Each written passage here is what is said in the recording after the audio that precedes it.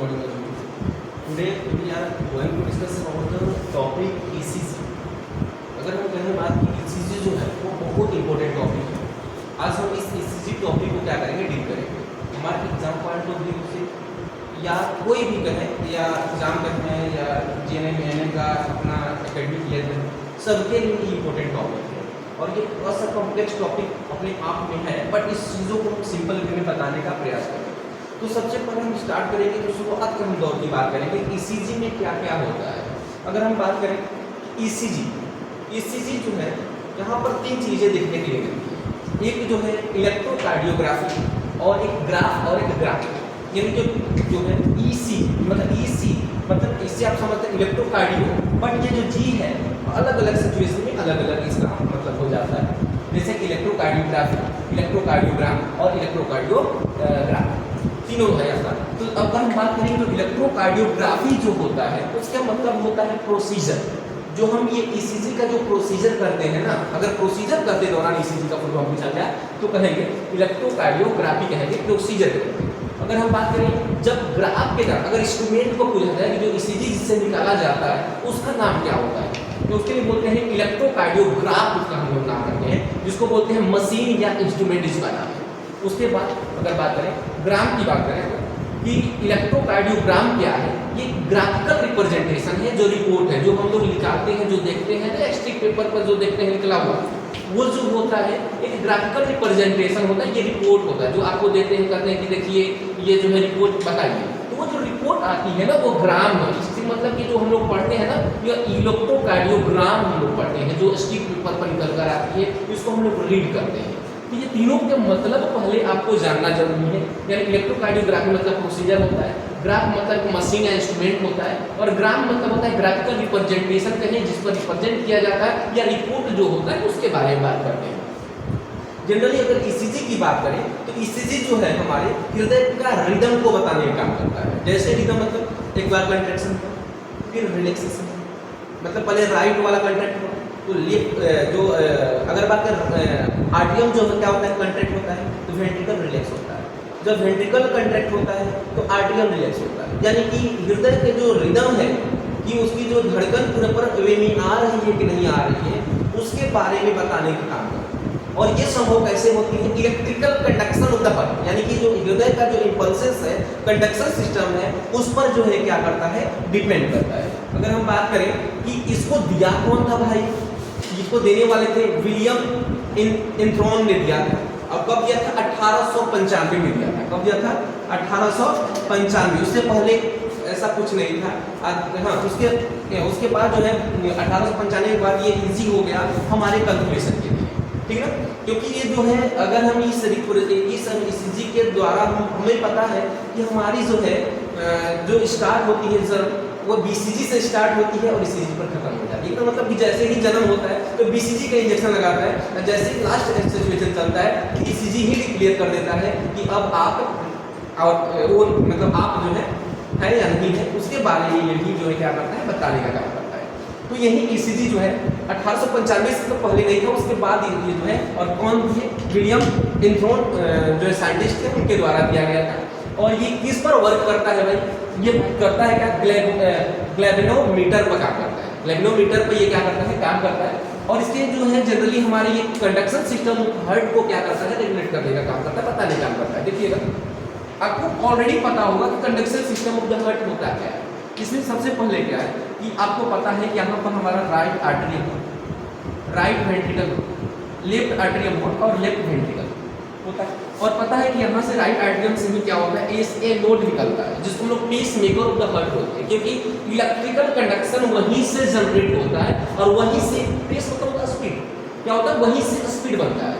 यानी पेस बना SA node से, और वो कहाँ गया आपका AB नोड्स के पास. फिर AB नोड से कहाँ जाता है, बंडल ऑफ हीज के बाद, और फिर उसके बाद में परकेंजिक फाइबर में जाता है. उसके बाद राइट ब्रांचेज और लेफ्ट ब्रांचेज में क्या हो जाता है, टूट जाता है, राइट और लेफ्ट में. अगर हम बात करें तो कैसे जाता है भाई, तो SA नोड से क्या होता है, 3 वायर निकलते एक तरह से भैया, 3 जो है रास्ता होता है. अगर हम बात करें एंटेरियर वाला को बोलते हैं बैचमैन्स बंडल बोलते हैं. अगर हम बात करें आपको मिडिल वाला को बोलते हैं बंडल ऑफ वेंच बैक बोलते हैं. उसके बाद जो है पोस्टेरियर वाला जो होता है वो बोलते हैं बंडल ऑफ थॉरेल बोलते हैं। ये तीन जो है मिल करके जो है इम्पल्सेस को ईसी नोड से एबी नोड तक भेजने का काम करता है। फिर एबी नोड से क्या होता है, ये इम्पल्सेस बंडल ऑफ हीज से जाता है और फिर बंडल ऑफ हीज के जाने के बाद फिर प्रकंजीय फाइबर से होते हुए राइट बंडल ब्रांचेज और लेफ्ट बंडल ब्रांचेज में क्या होता है, डिवाइड होता है, जिसके चलते जो है हमारा हृदय का कंट्रैक्शन यहाँ से स्टार्ट होता है और लास्ट तक चला जाता है, जिससे कि हमारा हृदय है कंट्रैक्शन करना शुरू करता है, रिलैक्सेशन करना शुरू करता है। ये जो है उसके बाद अगर हम बात करते हैं कि ईसीजी का जो प्लेसमेंट, क्योंकि जब हम इसका लीड लगाते हैं तो कैसे कैसे इसका हम लोग लीड लगाते हैं, तो इसके लिए क्या है, इसके लिए सबसे पहले हम 3 लीड को देखेंगे, फिर 3 लीड को देखेंगे, उसके बाद फिर 6 लीड को देखेंगे। अगर हम बात करें कि अगर बात करें पहले 3 लीड की बात करें तो उसमें जो है इंथ्रोन ट्रायंगल के माध्यम से, जो इंथ्रोन जो ये थे इन्हीं के माध्यम से उन्होंने एक ट्रायंगल दिया जिसका नाम इन्होंने रखा ये ट्रायंगल दिया। उसके बाद जिसके द्वारा उन्होंने लीड 1, लीड 2 और लीड 3 का प्लेसमेंट के बारे में क्या किया, बताया।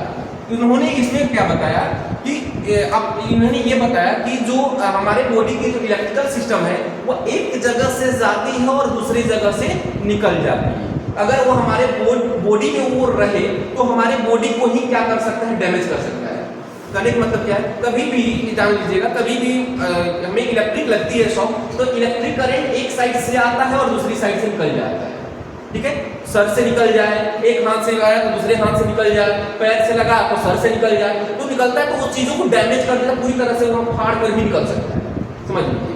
तो कभी भी हमारे बॉडी में वो इलेक्ट्रिक करंट नहीं है, क्योंकि अगर वो हमारे बॉडी में इलेक्ट्रिक करंट रहेगा तो दूसरा भी व्यक्ति छुएगा तो तुरंत क्या हो जाएगा, उसको इलेक्ट्रिक मारने की जरूरत हो सकता है और भी ज्यादा दिक्कत आ सकता है। तो इलेक्ट्रिक करंट एक साइड से आता है, यानी पॉजिटिव से आता है, निगेटिव से आता है। इसलिए तो घर में वायर जो है 2 लेकर लगाते हैं, एक पॉजिटिव वाला लगाते हैं, एक अर्थ वाला। कहें तो एक जो है मेन होता है जो पॉजिटिव वाला हो गया, एक अर्थ वाला लगाते हैं, जिससे कि एक साइड से आए और लाइट एक साइड से चला जाए। तो वैसे ही इन्होंने कहा कि इन्होंने ट्रायंगल के माध्यम से कहा कि जहां हमने लगाया वहां पर एक पॉजिटिव चार्ज और एक निगेटिव चार्ज होना चाहिए, एक पॉजिटिव चार्ज और एक निगेटिव चार्ज का। उन्होंने कहा कि हमारे राइट आर्म, आर ए मतलब होता है राइट आर्म और एल ए मतलब होता है लेफ्ट आर्म और एल ए मतलब होता है लेफ्ट लेग। ठीक है, इन्होंने कहा जैसे कि हम बात करेंगे लीड हम लोग देखेंगे तो ये जो राइट जो हमारा ये क्या होता है, राइट लेग होता है, उसमें कोई इन्वॉल्वमेंट नहीं लगाता है, ये न्यूट्रल होता है। ऐसे चिमटी तो उसमें भी डाला जाता है, दोनों हाथ में चिमटी होता है, दोनों पैर में चिमटी होता है। बट हम कहें कि वहां पर जो हमारा राइट वाला चिमटी होता है वो काम नहीं करता, वो न्यूट्रल होता है, उसका कोई मतलब नहीं होता है। ध्यान दीजिएगा, अगर हम बात करें कि हमारा जो है इलेक्ट्रिकल कंडक्टर, अगर मान लीजिए अगर आर ए से आता है तो वो कहाँ ट्रांसफर हो जाता है, एल ए तक होता है, और फिर उसके बाद जो है यानी निगेटिव से पॉजिटिव की ओर या पॉजिटिव से निगेटिव की ओर जो है करंट ट्रेवल करता है।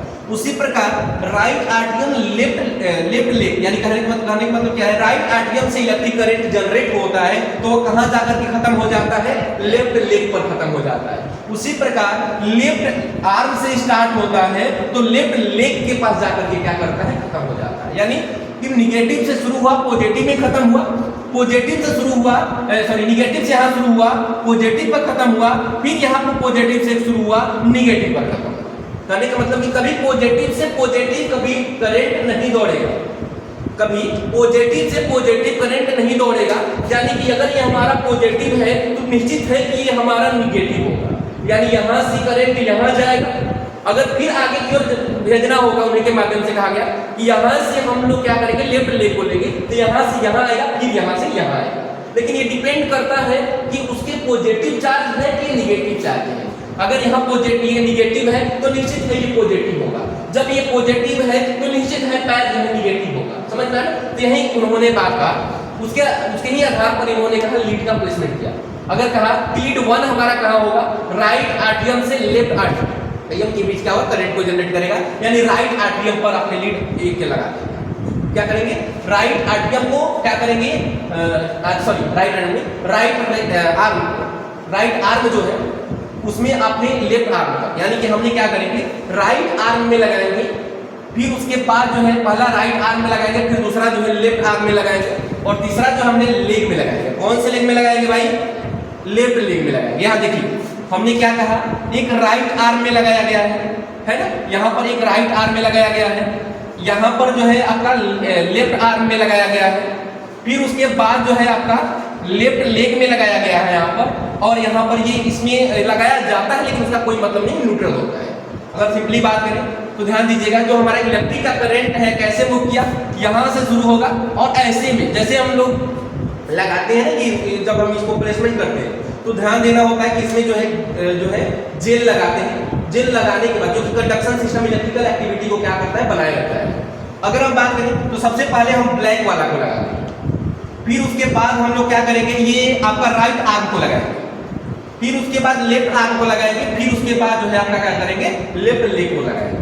कहने का मतलब क्या है, यहाँ ध्यान दीजिएगा कि राइट जैसे ही आप जो है राइट लेग को लगाएंगे, आप राइट लेग को आप लगाएंगे तो उसमें वो ब्लैक कलर का होगा, वो जो है उसमें देखेंगे कलर वो ब्लैक कलर का होगा, और ये जो है राइट आर्म में आप लगाएंगे तो वो रेड कलर का होगा, फिर उसके बाद लेफ्ट आर्म में आप लगाएंगे तो वो कैसा होगा, येलो कलर का होगा, और जब आपका लेफ्ट लेग में लगाएंगे वो ग्रीन कलर का होगा। अलग अलग कलर कोडिंग आपको देखने के लिए समझ में आए। हमारे पास हमने कितने लीड को लगा लिए, ध्यान दीजिएगा, हम आप 1 2 3 4 5 6 लीड को लगा लिए, क्योंकि एक तो राइट आर्म में हमने लगाया, सॉरी नहीं ठीक है, 4 हम लोग क्या करें, यहाँ पर 4 लीड लगाए, तो 4 लीड को लगाए हैं हम, बट एक्टिव कितने हैं, 3 लीड है, एक लीड का तो कोई माने ही नहीं है। तो हमारे पास एक्टिव क्या हुआ, हमने लगाया राइट आर्म में लगाया, लेफ्ट आर्म में लगाया, उसके बाद जो है लेफ्ट लेग में लगाया और राइट लेग में भी हम लगाए हैं, लेकिन इसका मतलब नहीं है 3 ही हम लोग इसमें काउंट करते हैं, क्योंकि इसका कोई मतलब नहीं होता है, न्यूट्रल होता है। हमारे पास 3 लीड तो कंप्लीट हुआ, उसके बाद अगला जो है बात करें 3 लीड और, लेकिन ये हमको देखने को नहीं मिलेगा। ये जो है ना, जो लीड लगाते हैं ये लीड देखते नहीं है, वो अपने आप जो है इलेक्ट्रिकल एक्टिविटी को क्या करता है, जनरेट करता है। कहने का मतलब AVL होता है, जो कि हमारा कहाँ होता है, किसके चलते जनरेट होता है भाई, लेफ्ट आर्म के चलते जनरेट होता है। फिर AVR होता है, राइट आर्म के चलते क्या होता है, जनरेट होता है। AVF जो होता है, फुट और लेग के चलते जनरेट होता है। कहने का मतलब ये हुआ, ध्यान दीजिएगा कि अगर लेफ्ट आर्म इसके चलते जो देखिए, इसके चलते जो आपको जनरेट होता है इलेक्ट्रिकल इंपल्सेस, उसको हम लोग बोलते हैं, क्या बोलेंगे, AVL। इसको क्या बोलेंगे, AVL बोलेंगे, अंदर की ओर होता है वो। उसके बाद जो है अंदर की ओर या अंदर से बाहर की ओर होता है। फिर AVR की बात करें तो AVR कैसे, राइट आर्म से यहाँ से जो जनरेट होता है उसको हम लोग बोलते हैं AVR बोलते हैं, ठीक है। उसके बाद अगर AVF की बात करें, यहाँ से जो जनरेट होता है उसको बोलते हैं AVF बोलते हैं। कहने का मतलब क्या है, ये अगर ये तो हम जो प्लेसमेंट करते रहे, ये प्लेसमेंट इसके ही चलते जो है देखने के लिए मिलती है, इसके राइट आर्म, लेफ्ट लेग, ये सबके चलते ये प्लेसमेंट आपको जो है देखने के लिए मिलता है। जैसे राइट आर्म के लिए डालेंगे ना, तो हमारे पास दिखेगा कि AVR भी आपको दिखेगा, क्योंकि वो अपने से एंगल बना लेता है। क्योंकि जब हम लोग देते हैं तो हमारे हृदय के सभी जगह पर जो है इलेक्ट्रिकल कंडक्शन जाना चाहिए। मान लीजिए कि हमने क्या किया, आर्म में लगाया, राइट आर्म में लगाया, अगर मान लीजिए राइट आर्म में हमने क्या किया ना, लगा दिया, तो इसके माध्यम से हमें कहां तक जाना चाहिए, हृदय तक जाना चाहिए। इसके भी माध्यम से कहां तक जाना चाहिए, हृदय तक जाना चाहिए।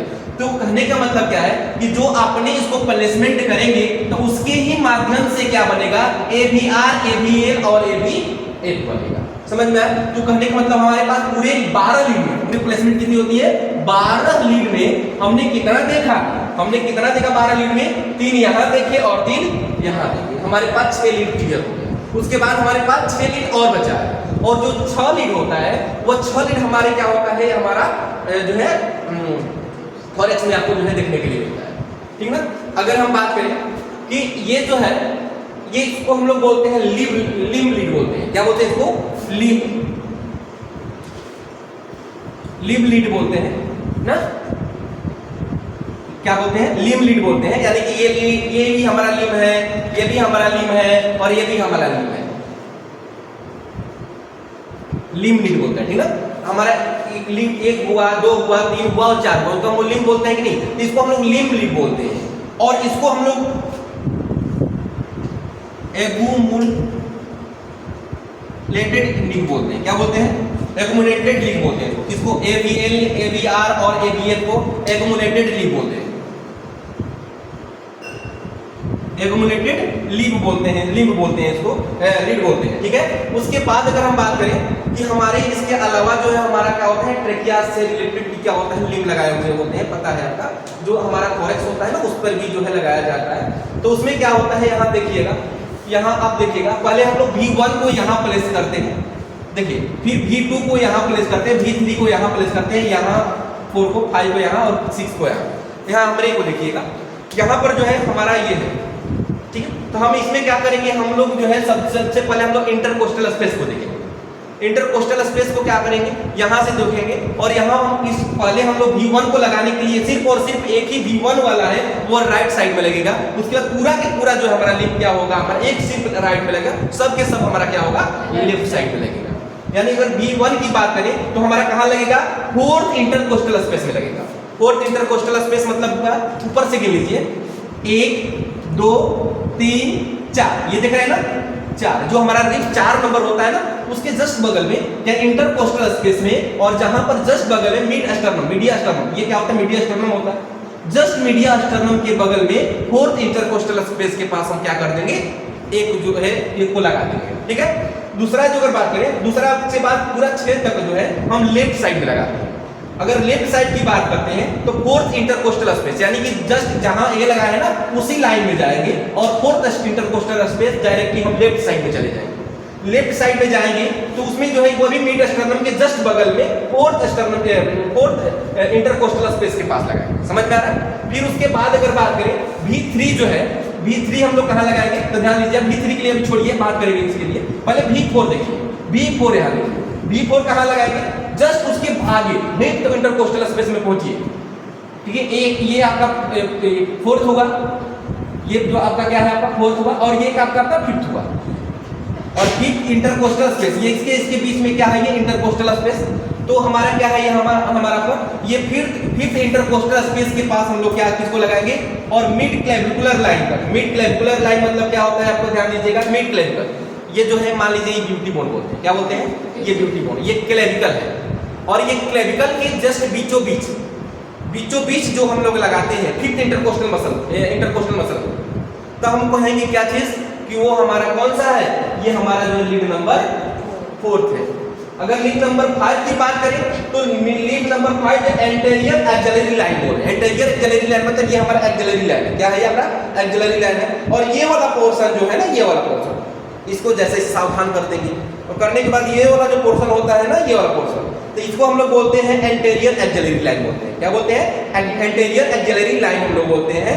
उसके बाद अगर हम अगला बात करें कि अगला जो हम लोग डालते हैं और फिफ्थ इंटरकोस्टल स्पेस पर मिड एक्सिलर लाइन, उस मरीज को अगर थोड़ा सा ऐसे खड़ा हो और इसके बीच में देख रहे हैं ना, इसके बीच में यहाँ के आधार पर हम लोग फिफ्थ इंटरकोस्टल स्पेस पे लगाते हैं, ये हमारा। और रहा बात यहाँ छोड़े हैं V3 कहाँ लगाएंगे, तो कुछ नहीं, V2 और V4 के बीच में हम लोग क्या कर देंगे, V3 को लगाएंगे। यानी देखिए V2 और V4 के बगल में हमने क्या किया, V3 को लगाया। कहने का मतलब ये है कि V1 को हमने क्या कहे, राइट साइड में लगाएंगे और फोर्थ इंटरकोस्टल स्पेस के पास स्टर्नम के बगल में लगाएंगे। फिर V2 को कहां लगाएंगे भाई, तो वहीं फोर्थ इंटरकोस्टल स्पेस में आपको मिड स्टर्नम के जस्ट बगल में लेकिन लेफ्ट साइड में लगाएंगे। फिर वैसे ही जो थर्ड वाला हो गया तो फोर्थ और 2 के बीच में लगाएंगे। उसके बाद फिफ्थ वाला होगा, तब हम इसके फोर्थ के बाद हम लोग क्या करेंगे, फिफ्थ इंटरकोस्टल, जो फोर्थ वाला जो लीड है उसके लिए हम लोग कहां पहुंचेंगे, फिफ्थ इंटरकोस्टल स्पेस, यानी ये फोर्थ था तो ये फिफ्थ हो जाएगा इंटरकोस्टल स्पेस, वहां पर मिड क्लेविकुलर है ये, क्योंकि यहां पर जस्ट बगल में आपको क्लेविकल आपको देखने के लिए मिलेगा, ब्यूटी बोन आपका जो है दोनों तरफ देखने के लिए मिलेगा। तो ये दोनों के बीच में देखिए ये मिड क्लेविकुलर लाइन के पास आ रहा है, मिड क्लेविकुलर लाइन के पास आ रहा है, यहां लगा देंगे। और फिफ्थ इंटरकोस्टल स्पेस में हम लोग क्या करेंगे, यानी फिफ्थ जो लीड है कहां लगाएंगे, वो फिफ्थ इंटरकोस्टल में लगाएंगे, जस्ट यहां पर एक्सियल, यानी अगर हम सीधा करते हैं तो एक्सियल के इंटीरियर वाला पार्ट में लगाएंगे। और उसके बाद जो है 6 इंच कहां लगाएंगे, तो यानी जस्ट हम क्या करेंगे, मीडियल वाला पोर्शन में आपको जो है लगाएंगे, यानी यहां पर, यहां क्या करेंगे, यहां पर जस्ट लगेगा। तो ये जो है 6 लीड का क्या है आपका प्लेसमेंट है।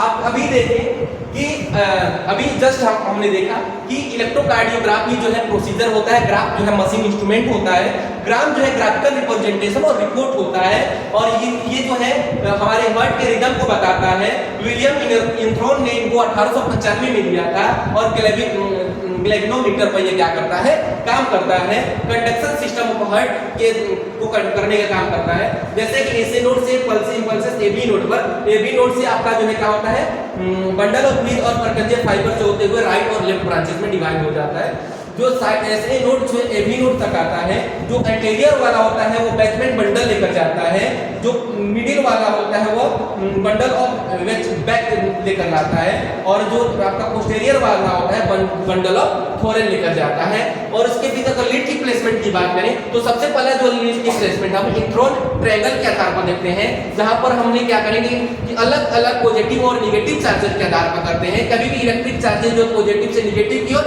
या नेगेटिव से पॉजिटिव की ओर जो है जानता है। यानी लीड नंबर 1 जो है राइट आर्म से लेफ्ट आर्म के बीच लगाएंगे, लीड नंबर 2 जो है राइट आर्म और लेफ्ट लेग के बीच वो क्या करेगा, इलेक्ट्रिक को मूवमेंट कराएगा। लीड थर्ड जो होता है लेफ्ट आर्म से लेफ्ट लेग के बीच क्या करेगा, इलेक्ट्रिक को मूवमेंट कराएगा। जैसे कि आपने यहाँ देखा कि आपने जैसे ब्लैक वाला जो इसका अलग अलग कोड होता है, जब जैसे राइट लेग को आप लगाते हैं तो ब्लैक वाला लगाते हैं, राइट आर्म को लगाते हैं तो रेड वाला लगाते हैं, और जो है लेफ्ट आर्म को लगाते हैं तो येलो वाला लगाते हैं, और आपका लेफ्ट लेग को लगाते हैं तो ग्रीन वाला लगाते हैं। तो जनरली इसकी मूवमेंट जैसे लगाते कैसे, पहले राइट लेग को लगाएंगे, फिर राइट आर्म को लगाएंगे, लेफ्ट आर्म को लगाएंगे, फिर उसके बाद जो है लेफ्ट लेग को लगाएंगे, जिससे कि बॉडी में क्या हो सके, ये मूवमेंट हो सके। इसके साथ साथ एगुमेंटेड लीड भी लगाते हैं। वो कैसे होता है, AVL, AVR और AVF होता है। जनरली इसके चलते ही वो क्या होता है, जनरेट होता है। वो जनरली ये लीड लगाते नहीं है, वो अपने आप ये क्या हो जाता है, पावर हो जाता है। उसके अलावा हमने क्या किया कि इसके अलावा हमने बात किया कि हमने चॉइस के पास भी हम लोग लगाएंगे, जिससे कि V1 राइट साइड में लगाएंगे, fourth intercostal near to mid sternum के पास लगाएंगे। V2 जो है left fourth intercostal near to mid sternum लगाएंगे, और V3 जो है लेफ्ट साइड में V2 और V4 के बीच लगाएंगे, और V4 जो होता है लेफ्ट साइड के fifth intercostal space mid clavicular line के पास लगाएंगे, और V5 जो होता है लेफ्ट साइड में fifth intercostal interior axillary line के पास लगाएंगे, और V6 होता है वो left fifth intercostal mid axillary line पर लगाएंगे। इसके आधार पर, इस फिगर के आधार पर आप क्या कर सकते हैं, इसको समझ सकते हैं। ठीक है, और अगला देखेंगे, अगला जो है इसके बाद जो है देखेंगे। ठीक है, हम लोग अभी तक देखें, अब हम लोग जो है देखेंगे कि ये जो है ग्राफिकल प्रेजेंटेशन, यानी ग्राफ कैसा होगा। अगर हम बात करें ग्राफ की बात करें तो इस तरह का ग्राफ बना हुआ होता है, उसमें एक लार्ज बॉक्स होते हैं, और उसके बीच जो है छोटे छोटे क्या हो जाते हैं, और स्मॉल बॉक्स होते हैं। एक लार्ज बॉक्स के अंदर कम से कम 5 जो है स्मॉल बॉक्स होते हैं। यानी अगर हम बात करें ये हम पूरे को लार्ज बॉक्स हम मानते हैं, तो इसके छोटे छोटे क्या होते हैं, 5 होते हैं, और स्मॉल बॉक्स आपको मिलेंगे। एक लार्ज बॉक्स जो होता है उसको ये जो ग्राफ को पार होने में, यानी कि जो मशीन से पार होने में एक बड़ा बॉक्स को प्रिंट होने में 0.2 सेकेंड का समय लगता है। उसके बाद छोटे बॉक्स को प्रिंट होने में 0.04 सेकेंड लगता है, और ऐसे जो है एक बड़े बॉक्स में कितने होते हैं, 5 होते हैं। ये पांचों को बनने में क्या हो जाता है, 0.2 सेकेंड का लगता है। यानी हमने बताया एक बड़ा वाला जो बॉक्स है उसको प्रिंट होने में समय, मतलब स्पीड होने में यानी 0.2 सेकेंड का समय लगता है। अगर हम बात करें एक छोटी वाला बॉक्स को 0.4 सेकेंड लगता है, तो उसके 5 ऐसे छोटे छोटे होंगे तब एक बड़ा सा बॉक्स बनेगा। तो छोटे छोटे बॉक्स को मिलाएंगे 5 से, तब हमारे पास सीधे जो है 2 सेकेंड क्या आ जा रहा है, आ जा रहा है ये चीज। अगर हम टाइम एंड स्पीड की बात करें, पेपर स्पीड की, तो हमने देखा कि 25 mm पर सेकेंड, यानी कि अगर हम बात करें कि जो 25 mm जो पेपर है वो 25 mm जो है पर सेकेंड में छपता है। लार्ज स्क्वायर जो है 0.20 सेकेंड में छपता है, जो कि 5 mm का होता है। स्मॉल स्क्वायर जो होता है 0.04 सेकेंड में छपता है, जो कि 1 mm का होता है। ये चीज जो है आपको जो है देखने के लिए मिलता है, जानना होगा। उसके बाद अगर हम बात करें तो हमारे पास जैसे ही बनता है, जैसे ही निकलता है, तो इस रूप में निकलता है, इस फॉर्मेट में निकलता है। यानी P बना होता है, Q, R और S और T बना होता है, और कभी कभी जो है बाई चांस जिसे P Q R S T कभी कभी U भी बन जाता है। हाइपोकैलेमिया में आपको जो है देखने के लिए आगे बताएगा। जो P वेव होता है, आपको पता है कि एक होता है आर्टिकल, और एक होता है वेंट्रिकल। एक होता है आर्ट्रियम और एक होता है वेंट्रिकल। जब आर्ट्रियम क्या करता है, कंट्रैक्ट करता है, क्या करता है, जब आर्ट्रियम कंट्रैक्ट करता है तो उसको हम लोग सिस्टोल शब्द भी यूज करते हैं, उसको हम लोग डीपोलराइजेशन शब्द भी यूज करते हैं, कन्फ्यूजन नहीं होना। अगर तब जब जैसे ही जो है आर्ट्रियम कंट्रैक्ट होता है तो आपका ई कौन बन जाता है, पी वेव बन जाता है, पी वेव बन जाता है, यानी आर्ट्रियम जैसे ही कंट्रैक्ट करता है वैसे ही पी वेव बन जाता है। उसके बाद हमारा वेंट्रिकल जब कंट्रैक्ट करता है, आर्ट्रियम के बाद ये नीचे वाला वेंट्रिकल जब कंट्रैक्ट करता है तो आपका क्या होता है, उसको हम लोग सिस्टोल भी बोलते हैं, डीपोलराइजेशन कंट्रैक्शन को बोलते हैं, यानी क्यूआरएस बनता है। जब वेंट्रिकल क्या होता है, कंट्रैक्ट होता है तो क्या बनता है, क्यूआरएस कॉम्प्लेक्स बनता है। उसके बाद टी वेव कब बनता है भाई, जब वेंट्रिकल क्या होते हैं, रिलैक्स होते हैं। जब वेंट्रिकल क्या होते हैं, रिलैक्स होते हैं तो टी वेव बनता है, यानी कि जो वेंट्रिकल है या तो डायस्टोल करे, या तो रिलैक्सेशन करे, या तो रिपोलराइज करे, तो क्या बनता है, टी वेव बनता है। कभी कभी परकंजे फाइबर के रिलैक्सेशन होने के चलते आपका जैसे हाइपोकैलेमिया की कंडीशन में होता है तो कभी कभी यू वेव भी बन जाता है, बट वो नॉर्मल फाइंडिंग नहीं है। हमारे नॉर्मल कहने का मतलब क्या है कि ईसीजी कहें तो इतना ही तक है, और उसके बाद फिर यही ईसीजी फिर रिपीट होने लगता है, यानी फिर इसके बाद आपका फिर ये पी वेव बन जाएगा, फिर उसके बाद जो है क्यूआरएस कॉम्प्लेक्स बन जाएगा, फिर उसके बाद आपका फिर टी वेव बन जाएगा, फिर पी वेव बनेगा, समझ रहे ना। इस ऐसे ही जो है बनते बनते बनते बनते आपका स्ट्रिप पेपर पर पूरा चलेगा, ठीक ना, ये ऐसे चलता है। उसके बाद अगर हम बात करें इसके इंटरवल की, थोड़ा सा ध्यान दीजिएगा, पी वेव इसमें क्या क्या बनता है, क्या क्या चीज आपको देखने के लिए मिलता है। पहला तो आपको पी सेगमेंट देखने के लिए पी वेव बनता है, आप सीधे दिख रहे हैं, फिर पी आर सेगमेंट देखने के लिए मिलता है, फिर पी आर इंटरवल देखने के लिए मिलता है, फिर क्यू आर एस कॉम्प्लेक्स देखने के लिए मिलता है, फिर एस टी सेगमेंट देखने के लिए मिलता है, और साथ साथ में क्या टी वेव और क्यू टी इंटरवल भी देखने के लिए मिलता है। अब बात रहा कि कौन कहां से दिखने के लिए मिलता है, तो ध्यान दीजिएगा, पी वेव तो ऑलरेडी आपको देख रहे हैं यहां पर बना हुआ, पी वेव ऑलरेडी यहां पर बना हुआ है, वेव जो है जनरेट हुआ। उसके बाद अगर बात करें कि पी आर सेगमेंट कहां से कहां तक होता है, तो पी की इंड और आर के बीच क्या होता है, पी आर सेगमेंट बनता है।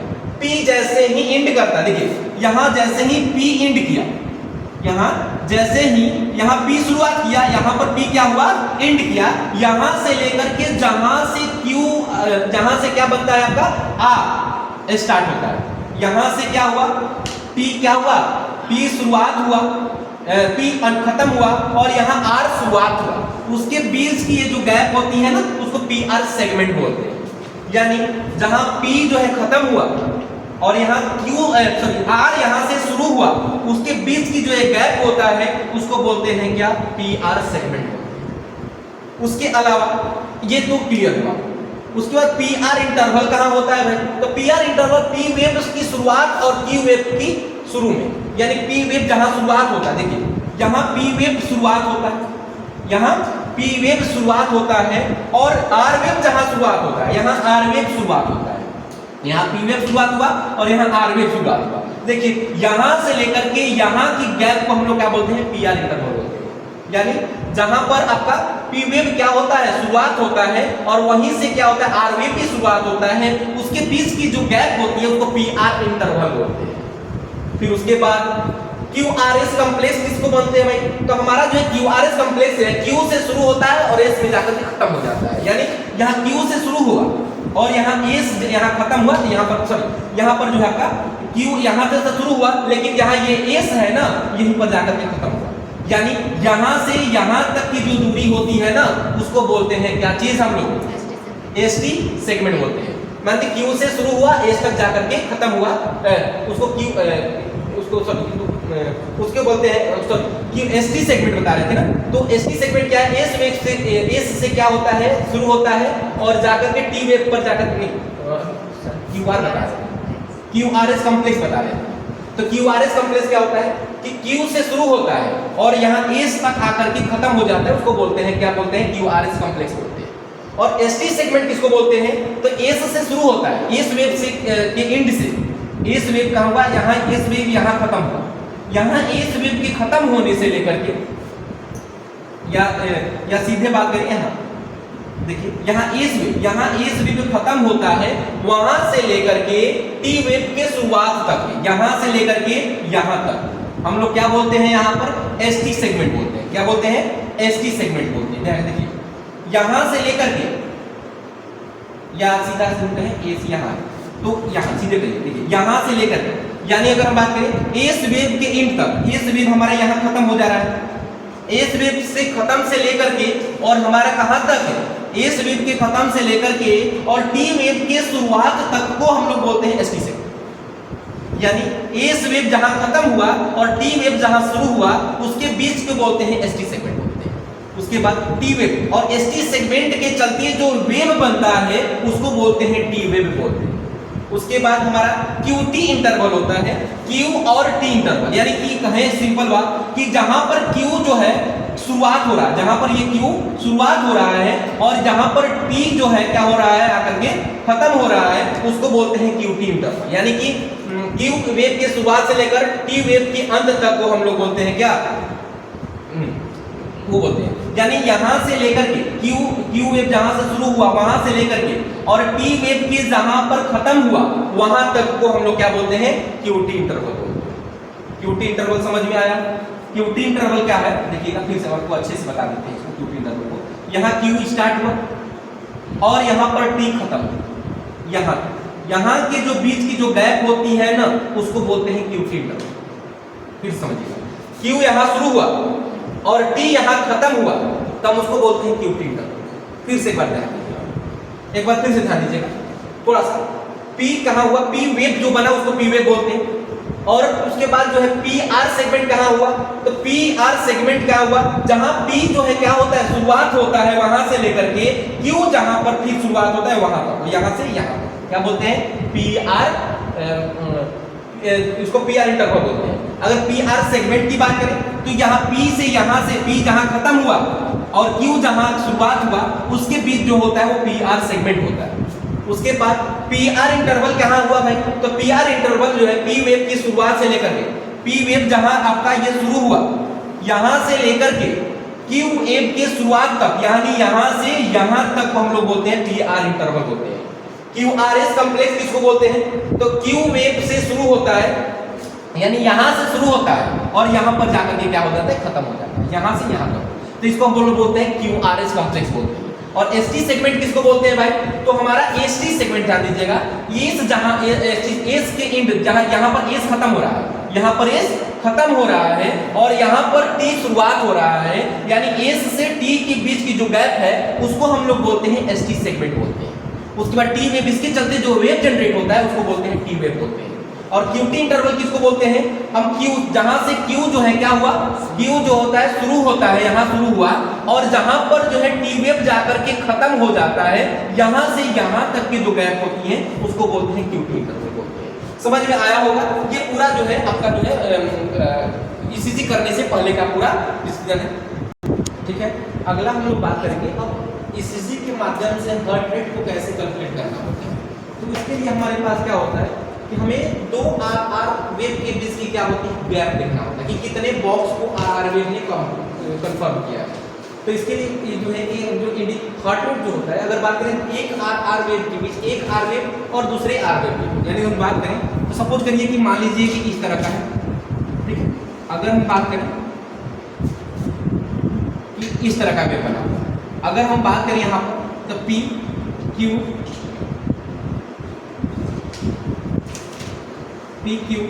R S T, अगर हम सिंपल बात करें कि अगर हमें कैलकुलेट करना हो तो कैसे हम लोग कैलकुलेट करेंगे, तो अगर हम बात करें ऐसे जो है दो R वेव की, दो ECG के दो R वेव की बीच जो है कितनी गैप होनी चाहिए, 0.6 से लेकर के 1.2 सेकेंड का, यानी 0.8 सेकेंड अगर कहें, यानी एक R वेव और दूसरे R वेव की बीच, एक R वेव और दूसरी R वेव के बीच गैप कितनी होनी चाहिए, ये। तो ये जो जनरली जो है जिसके बीच जितने बॉक्स होते हैं ना, बड़ा बॉक्स को काउंट करेंगे या छोटा बॉक्स को काउंट करेंगे, तो इसके बीच जो बड़ा बॉक्स होगा उसके लिए भी फॉर्मूला है और इसके अंदर अगर छोटे छोटे बॉक्स को अगर आप काउंट करते हैं उसके लिए फॉर्मूला है। तो कैसे है भाई, तो अगर हार्ट रेट अगर कैलकुलेट करना हो तो अगर मान लीजिए बड़ा वाला बॉक्स को आपको काउंट करना, यानी कि इसके अंदर छोटे छोटे बॉक्स होते हैं ना, इसके अंदर भी क्या होते हैं, छोटे छोटे बॉक्स होते हैं। तो यानी कि अगर ये पूरा एक बड़ा वाला बॉक्स अगर आप काउंट करना चाहते हैं तो अगर पूरे की पूरी, तो हमें क्या करना होगा, तो पूरे का पूरा आपको क्या करना होगा, number of large box in between the two R, यानी कि इस आर वेव से इस आर वेव के बीच बड़ा बड़ा वाला जो बॉक्स होगा उसको कैलकुलेट करना है। तो इसके क्या करना है कि 300 में से क्या करना है, कितना, मान लीजिए सपोज करिए कि यहाँ पर यहाँ से लेकर के एग्जाम्पल समझिएगा, आपने क्या करें, आपने काउंट किया तो बड़ा बड़ा बॉक्स यहाँ और यहाँ के बीच 2 आ रहा है ना, तो एक ही नहीं, मतलब इंटरवल सब पर होना चाहिए, मतलब यहाँ से यहाँ के बीच भी 2 आ रहा हो, 3 आ रहा हो, आगे वाला भी बराबर बराबर आ रहा हो, मतलब ज्यादा नहीं आ रहा हो, दोनों बराबर बराबर आ रहा है, जितना इधर आ रहा है उसके बाद वाला भी उतना ही आ रहा है, उसके बाद वाला भी उतना ही आ रहा है। तो यानी तब हम क्या करेंगे, मान लीजिए 2 का बड़ा बड़ा बॉक्स है, तो क्या करेंगे वहां पर 2 से भाग कर देंगे, तो हमारे पास कितना हुआ 150। ये व्यक्ति की हार्ट रेट कितनी हुई 150 बीट्स पर मिनट हुआ। ये समझ में आया, यानी कहने का मतलब क्या है, ये जो फार्मूला है पहला वो आपको बड़ा बॉक्स को देकर के कैलकुलेट करना है, यानी कि जो 2 आर वेव के बीच में, 2 आर वेव के बीच में बड़ा बड़ा बॉक्स कितना है, तो ये कब कैलकुलेट करेंगे, तो 2 3 4 वेव, अगर आर वेव जो है सबका इंटरवल एक ना ही है, एक मतलब एक ही बॉक्स है, 2 बॉक्स है, मतलब एग्जांपल 2 दिए हैं, तो यहाँ पर भी 2 बॉक्स का है, आगे वाला भी 2 बॉक्स का होगा, आगे वाला सब के बीच की इंटरवल क्या हो रही है, 2 बॉक्स की हो रही है। तो उस कंडीशन में क्या करेंगे, 300 से हमें क्या करना है, 2 से भाग दे देंगे, जो आएगा हमारा क्या हो जाएगा हार्ट मीटर, ठीक ना, हार्ट रेट आ जाएगा। उसके बाद अगर ये से अपने कंट्रोल करना है, आपको छोटे छोटे बॉक्स गिनना है, तो इसके बीच और इसके बीच के बीच आप छोटे छोटे वाला बॉक्स गिन लीजिए और उतना ही बॉक्स याद रहेगी, अगर काउंट करेंगे तो सब इंटरवल पर उतना ही बॉक्स आना चाहिए, ये नहीं किसी में 5 आ रहा है किसी में 8 आ रहा है, ऐसा नहीं होना चाहिए, उसके लिए दूसरा फॉर्मूला यूज करना होगा। अगर सबका एक बराबर आ रहा है तो उस कंडीशन में क्या करना होगा, 1500 divided by number of small box in between the 2 R, यानी 2 आर वेव के बीच में, ये बीच फिर आर वेव के बीच में कितना आ रहा है भाई, जितना बॉक्स आ रहा है तो उसमें से आपको क्या करना है, 1500 से क्या कर देना है, भाग कर देना है, जो आएगा आपका 100। समझ में आया ये चीज है। तो इसे अगर ये तो बात रहा, हमने बात किया किसका, रेगुलर हो तब ना, ये रेगुलर इंटरवल की बात कर रहे हैं, अगर रेगुलर इंटरवल हो तो इसके लिए ये फार्मूला यूज करेंगे, बट अगर इरेगुलर हो तो ये थोड़ा मुश्किल हो जाता है कैलकुलेट करना। तो इरेगुलर के लिए क्या करेंगे कि इरेगुलर के लिए करते हैं क्या, 6 स्टेप मेथड का यूज करते हैं, 6 सेकेंड स्टेप मेथड का यूज करते हैं, और उसके द्वारा हम लोग क्या करते हैं कि ध्यान दीजिएगा, 6 सेकेंड स्टेप मेथड में हम करते हैं क्या है कि टोटल लार्ज बॉक्स को 6 सेकेंड से क्या करते हैं, 6 सेकेंड में टोटल लार्ज बॉक्स को देखते हैं कि कितनी लार्ज बॉक्स आगे की ओर गया, और गुणे क्या करते हैं 10। यानी कहने का मतलब क्या है कि अगर हम मान लेते हैं कि ये पूरा बड़ा सा बॉक्स, पूरा यहाँ से यहाँ तक बड़ा सा बॉक्स है, तो हमने बात की कि हमने आपको बात किए थे एक छोटा सा बॉक्स को पार होने में कितना समय लगता था, 0.04 सेकेंड लगता था। 0.04 सेकेंड कितना लगता था भाई, एक छोटा सा बॉक्स होने में, पार होने में टाइम लगता था। अगर ऐसे ही हमने बात करें बड़ा सा बॉक्स में छोटे छोटे 5 बॉक्स होते हैं, बताए थे ना, ये छोटे बड़ा बॉक्स में बात करें तो ये छोटे छोटे 5 बॉक्स होते हैं। तो बताइए कि एक बॉक्स के पार होने में 0.04 सेकंड लग रहा है, तो बताइए 5 बॉक्स को पार करने में कितना लगेगा, 0.20 सेकंड लगेगा कि नहीं लगेगा, जरूर लगेगा। उसके बाद अगर आप बात करें तो वैसे क्योंकि हमने बात किया 6 सेकंड स्टेप मेथड है, ये क्या है 6 सेकंड स्टेप मेथड। अभी तो आपने देखा कि रेगुलर के लिए कैसे करते हैं, इरेगुलर के लिए थोड़ा सा कठिन हो जाता है कैसे निकालते हैं। देखिए अब इसके लिए क्या करते हैं, 6 स्टेप मेथड में करते हैं क्या कि ये अगर 6 सेकंड के अंदर कितना लार्ज बॉक्स पार हो जा रहा है मशीन से, नहीं समझ में। कहने का मतलब क्या है कि अगर हमने हर 6 सेकंड को देखेंगे, 6 सेकंड को देखेंगे और उसमें देखेंगे कितना जो है लार्ज बॉक्स पार हो रहा है, लार्ज बॉक्स पार हो रहा है, तो उसी के आधार पर हम लोग काउंट करते हैं। अगर मान लीजिए कि अगर 0.2 आपने देखा कि 0.20 यानी सेकंड जो है पूरे एक लार्ज बॉक्स को पार होने में समय लग गया है, तो अगर हम बात करें तो इसके लिए हमारे पास यानी कि नियर अबाउट 1 सेकंड लग रहा है, एक बॉक्स को पूरा पार होने में 1 सेकंड लग रहा है कि नहीं बराबर है, तो वो 1 सेकंड लग रहा है, तो इसके अलावा हमको 5 बॉक्स और पार करना होगा, तब तो 6 सेकंड होगा ना, नहीं समझ में आया। यानी कि एक यहाँ यहाँ यहाँ यहाँ यहाँ, यानी हमने मान लिया 5 लार्ज बॉक्स जो है 5 लार्ज बॉक्स पार करने में 1 सेकंड लगा, फिर 5 लार्ज बॉक्स में 1 सेकंड लगा, ऐसे ऐसे यहाँ।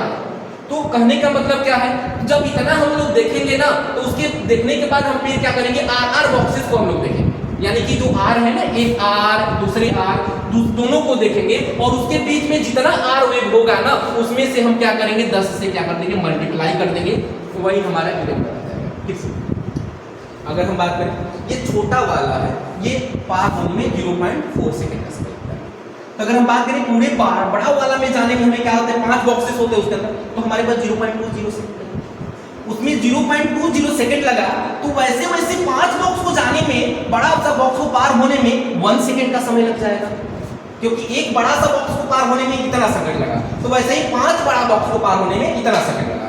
तो वैसे ही आपको बात करें, क्योंकि हमें 6 स्टेप मेथड की बात करते हैं, 6 सेकंड में बात करना था, 1 सेकंड में तो इतना पार हुआ, तो वैसे कहने का मतलब 5 सेकंड और लगेगा तब और पार होगा, तो 1 2 3 4 5 पार हुआ, तो ये 5 पार होगा, तो इतना पार होने में जितना आपको आर वेव दिखा, एकदम सिंपल वे में समझिए कि हम 6 सेकंड तक देखेंगे, 6 सेकंड तक देखने में जब जितना बार आर वेव आ जाएगा ना, उतना में से 10 को क्या कर देंगे, गुणा कर दीजिए, आपका आ जाएगा इरेगुलर।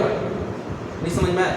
हमने कुछ नहीं करना है, अब टाइम लीजिए और आप गिनिए और 6 सेकंड का वेट करिए, और 6 सेकंड के अंदर जो है उस ग्राफ के अंदर जितना जो है क्या हो गया, मशीन से बाहर क्या आ गया, आर वेव वाला दिख गया, तो समझ जाइए उससे क्या कर देना है, 10 से आपको मल्टीप्लाई कर देना है, वही आपका क्या आ जाता है, क्या हार्ट रेट आ जाता है। ये इरेगुलर के लिए, और रेगुलर के लिए क्या करेंगे कि 300 divided by number of large box, बड़ा वाला बॉक्स अगर है तो देखेंगे कि आर वेव के बीच में कितने बड़ा बॉक्स है, उसमें से क्या करेंगे 300 से क्या करेंगे भाग, यानी कि 1500 में क्या करेंगे, छोटे छोटे बॉक्स होंगे उससे भाग कर देंगे, तो ये आ जाएगा। तो ये तो हार्ट रेट जो है कैलकुलेट करने का।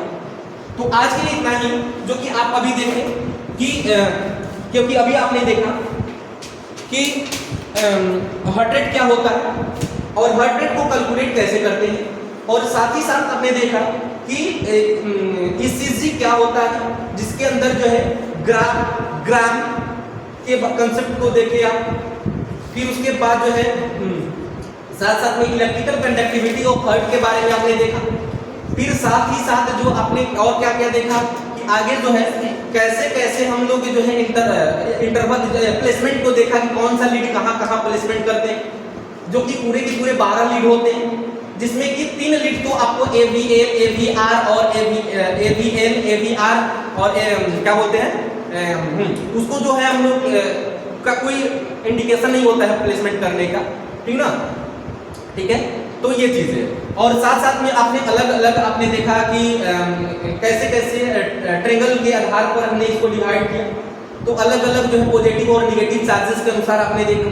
फिर उसके बाद आपने जो है चेस्ट लीड के आधार पर भी देखा कि चेस्ट पर हम लोग कहाँ कहाँ लीड को क्या करते हैं, प्लेसमेंट करते हैं, किस इंटरकोस्टल स्पेस पर हम लोग करते हैं ना, ये सब कुछ देखें। फिर उसके बाद अगर हम आगे हम बात किए थे, उसके बाद हमने बात किया कि पी वेव क्या होता है, क्यू वेव क्या, QRS कॉम्प्लेक्स क्या होता है, PR सेगमेंट क्या होता है, ST सेगमेंट क्या होता है, ST इंटरवल क्या होता है, PR इंटरवल क्या होता है, इसके बारे में देखें। फिर उसके बाद हम लोग हार्ट बीट कैसे कैलकुलेट करते हैं, रेगुलर के आधार पर कैसे करते हैं और इरेगुलर के आधार पर कैसे करते हैं। इसके लिए हमारा टीम जो है ना वो काफी जरूरी होता है, उसको हम लोग ध्यान दें। तो आज के लिए इतना ही, थैंक यू।